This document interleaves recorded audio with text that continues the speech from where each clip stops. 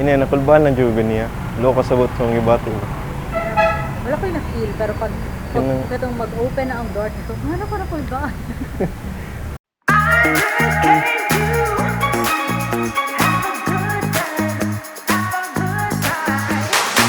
Took my bags off the flight, I'm in a new phase. Blew a kiss to myself, cause I got I mean, hypnotized by the city lights.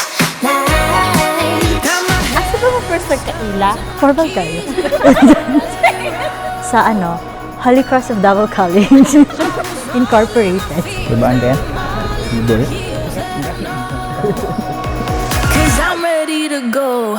I just came to have a good time, have a good time. Taste that sunshine. I want the sugar sweet life, sugar sweet life. All my California dreams got me feeling like a modern queen, baby. I just came to have a good time, have a good time. Hi guys! Welcome to our wedding! Mo, ako'y nasulat na vows pero gamay ra ni. Kay gusto na ako, gikan siya sa akong heart. Yun. So, akong first sentences na nasulat is more on my message sa imuha. Before na ko isulti ako ang marriage vows. So, Mo, nakasal na gyud ta. Paano mo eh? Salamat din sa gugman nimo na ako. Salamat sa pag-take na kong risk na makauban ko nimo sa tibok nimo kinabuhi. And in your darkest days. So, every time I look at you, I am reminded that despite the chaos, I am truly blessed. Our journey of more than 11 years is both tough and easy.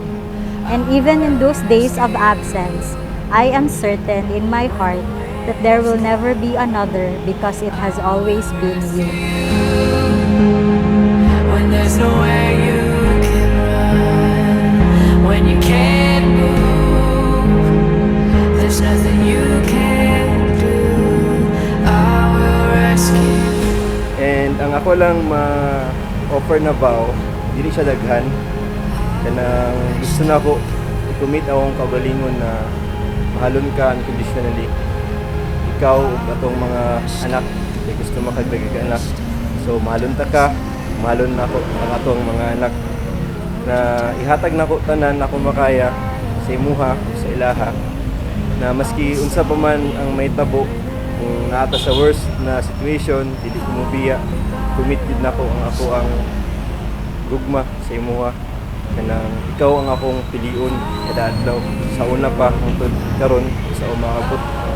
Maski siguro balikon na tagatag dagang lifetime, kayon ko na ikaw gihapon akong piliun na sa iyong pagka-ikaw kay murag ikaw gid akong gusto, ikaw na akong napilian.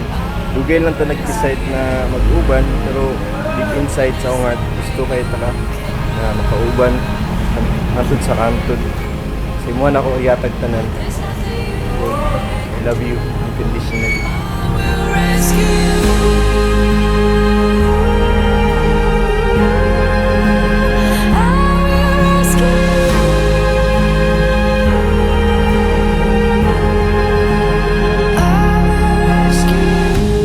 Mo, I am always amazed of how good of a person you are and how sincere and pure your heart is.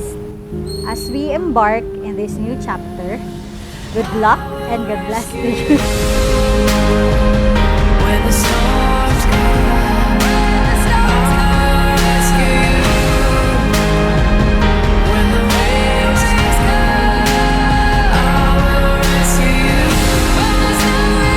When there's nowhere you can run, when you can't move, there's nothing you can't do. I will rescue you.